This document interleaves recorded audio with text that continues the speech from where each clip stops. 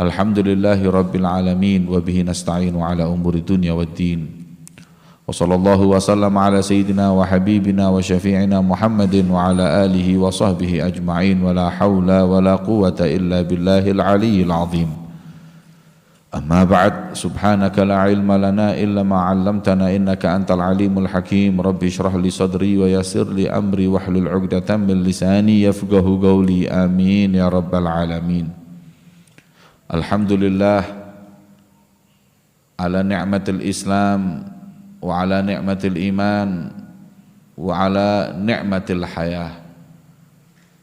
Alhamdulillah atas kenikmatan Islam, kenikmatan iman, dan kenikmatan diberinya kita kehidupan oleh Allah Subhanahu wa ta'ala. Dengannya kita bisa mengumpulkan bekal sebanyak-banyaknya untuk nanti kita akan memanennya kelak ketika kita di yaumil akhirah. Ad-dunya mazra'atul akhirah, kata Rasulullah. Dunia ini ladang panennya nanti di akhirat. Ad-dunya darul amal wal akhirah darul jaza.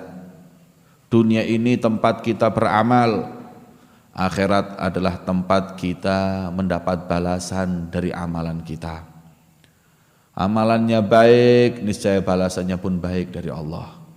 Amalannya buruk, niscaya azab yang Allah akan berikan kepada kita. Na'udzubillah min dzalik. Wa man ya'mal mithqala dzarratin khairan yarah wa man ya'mal mithqala dzarratin syarran yarah. Yang sedikit kebaikan dia amalkan akan dia lihat. Yang banyak daripada sedikit keburukan yang dia lakukan dia akan lihat. Semua perbuatan manusia akan kelak dibalas oleh Allah Subhanahu wa ta'ala di saat tersebut. Maka surga dan keindahannya tidak mungkin untuk kita gapai tanpa modal kehidupan. Tanpa kita hidup di dunia ini, gak akan pernah kita menggapai kedudukan yang tinggi di sisi Allah. Alladzi khalaqal mauta wal hayata liyabluwakum ayyukum ahsanu amala. Allah Subhanahu wa ta'ala menciptakan kita, memberi kesempatan kita hidup. Allah menciptakan kehidupan dan kematian. Untuk apa? Liyabluwakum, untuk menguji kalian, ayyukum ahsanu amala, mana di antara kalian itu yang amalannya paling baik. Maka apabila kita berbuat dan beramal dengan amalan yang baik, maka beruntunglah kita dalam kehidupan di dunia ini, lebih-lebih ketika kita nanti di akhirat. Semoga Allah Subhanahu wa ta'ala akan senantiasa memberikan balasan yang baik untuk kita semuanya. Amin ya rabbal. Umur yang Allah berikan kepada kita inilah Ra'sul Malik, wa umruka Ra'su Malik, kata Imam Ghazali. Umruka Ra'su Malika. Umurmu itu adalah modalmu. Mana mungkin kita akan dagang tanpa modal? Mana mungkin kita bisa jadi orang kaya nggak pakai modal? Maka umurmu itulah modalmu. Maka barang siapa yang menggunakan umurnya kebaikan, semakin panjang umurnya, semakin tinggi kedudukannya di sisi Allah. Khairukum man tala umruhu wa hasuna amaluh. Orang yang paling baik di antara kalian orang yang panjang umurnya dan dia baik amalannya. Maka itu kita berharap agar senantiasa kita diberi panjang umur untuk taat kepada Allah dan Rasul-Nya, agar bekal kita kelak di sisi Allah dengan bekal yang begitu besar hingga kita masuk surga pun mempunyai kedudukan yang tinggi di sisi Allah. Amin ya rabbal alamin. Gunakan setiap waktu dan saatmu untuk ketaatan kepada Allah. Kata Imam Ghazali, kullu nafasin min anfasik jauharatun la qimata laha. Semua nafasmu itu jauharah, permata yang gak bisa dinilai dengan apapun. Sekali nafas itu harganya 10 triliun, gak bisa dibeli. 1 detik itu harganya gak bisa dibeli dengan uang maupun emas. Dengan umur kita bisa cari emas, tapi dengan emas kita nggak bisa cari umur. Mungkinkah kita kembali 1 jam dengan kita memiliki harta 10 miliar, 10 triliun untuk mundur waktu 2 menit? Nggak bisa. Mana yang lebih mahal? Nggak bisa dibeli ini waktu, tapi waktu bisa membeli segala-galanya. Maka itu para santri, para muridin, para tullabul ilm, gunakan waktumu di pondok pesantren ini dengan baik. Kita masuk 1434 Hijriah. Kita diingatkan dengan jalannya waktu ini adalah sebagai pengingat, ya. Inna fi khalqis samawati wal ard lakhtilafun Inna fi khalqis samawati wal ard wa ikhtilafil laili wan nahar. Inna fi khalqis samawati wal ard wa ikhtilafil laili wan nahar. Dengan jalannya malam dan dengan jalannya waktu. Ini adalah tazkirah lil ulil albab, untuk orang yang punya hati, orang yang punya akal. Ini adalah satu tazkirah, peringatan buat kita. Maka itu jangan biarkan waktu berlalu tanpa kita mendapatkan faedah. Yang mondok di sini 1 bulan tanya sudah hafal apa sebulan. Yang mondok di sini 2 bulan sudah hafal dalam apa 2 bulan. Yang sudah mondok 6 bulan di sini tanya sudah hafal apa, sudah bisa apa, dan apa akhlak yang sudah berubah. Yang sudah mondok setahun di sini tanya pada dirinya apa yang sudah dia hafalkan, apa yang sudah dia mengerti, dan apa akhlak-akhlak yang baik yang sudah diraih. Yang 2 tahun, yang 3 tahun, tanya pada dirinya sifat-sifat yang jelek yang senantiasa ada pada dirinya apa sudah hilang. Yang sudah 4 tahun, yang 5 tahun, tanya kepada dirinya sudah sampai mana keberadaan dirinya dalam mendekatkan diri sama Allah dan Rasulnya. Hasibu anfusakum qabla an tuhasabu. Hisab diri kalian, hitung sebelum kalian nanti dihitung oleh Allah Subhanahu wa ta'ala. Maka itu jangan biarkan waktu berjalan, umur kita nambah, nggak akan pernah kita kembali ke zaman sekarang ini. Kalian ada pada zaman emas. Umur antara 12 sampai 25 ini zaman emas. Sudah nggak ada nilainya ini. Sampai-sampai dikatakan laita syabab ya'udu yauman. Kalau usia kalian ini bisa kembali. Orang yang usianya sudah 35, 45, mereka berharap, ya Allah, coba umurku masih 20, coba umurku masih seperti kalian sekarang ini. Kalian ada masa keemasan. Gak akan kembali masa yang telah berjalan ini. Ini waktu kesempatan nih, antara 15 sampai 25 ini adalah mengubah semua kehidupan kalian. Kalau kalian serius, antara usia 15 sampai 25 ini kalian akan menjalani kehidupan setelahnya dengan kehidupan yang baik. Tapi na'udzubillah kalau buang-buang waktunya nggak manfaat, untuk majelis ngomong yang nggak manfaat, hal-hal yang semua itu membawa penyesalan.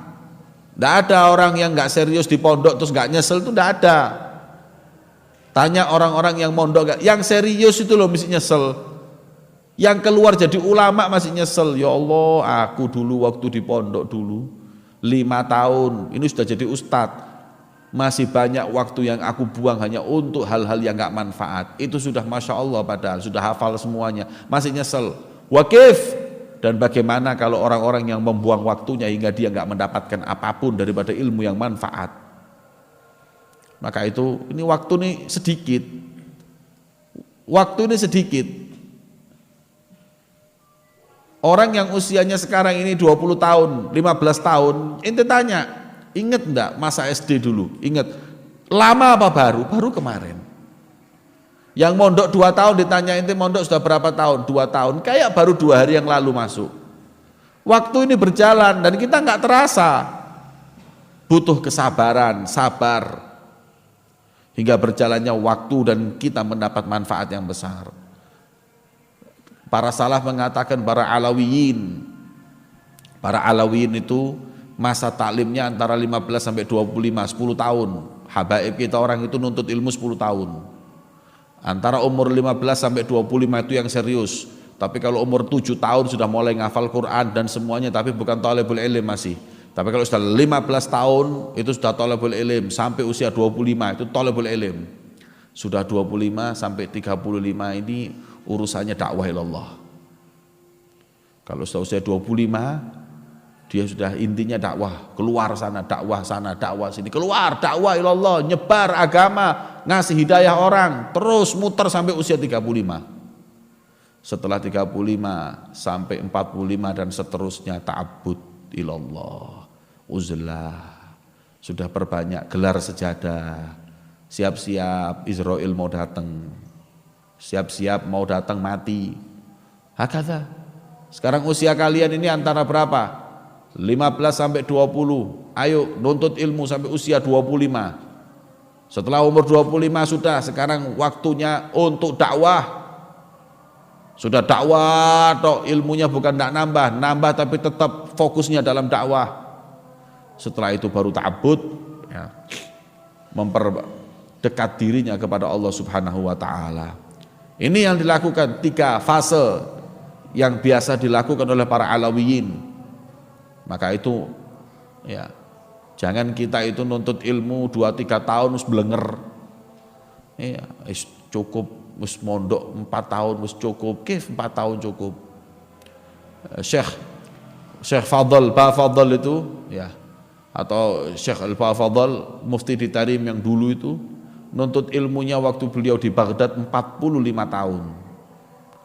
Khamsa wa arba'in sanah wa huwa talibul ilm. Nuntut ilmu 45 tahun. Wah, enggak pernah telepon, enggak pernah SMS. Enggak pernah pulang, enggak pernah apa. 45 tahun.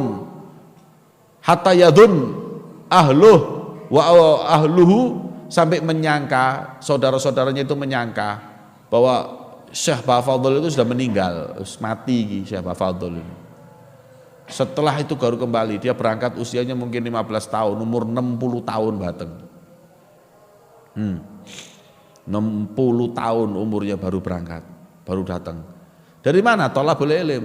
Berapa lama? 45 tahun mondok. Hakadha. Wa kana al-Habib al-masyhur yang ada di daerah India, Sri Lanka, Thailand. Khuruj dakwah dari Hadramaut, berangkat usia 15 tahun. Nawaitu khuruj dakwah 15 tahun. Setelah 15 tahun umurnya itu, dia nuntut ilmu mulai kecil sampai usia 15 tahun. Hafal Quran, hafal semua, kemudian dia itu khuruj dakwah, keluar dakwah.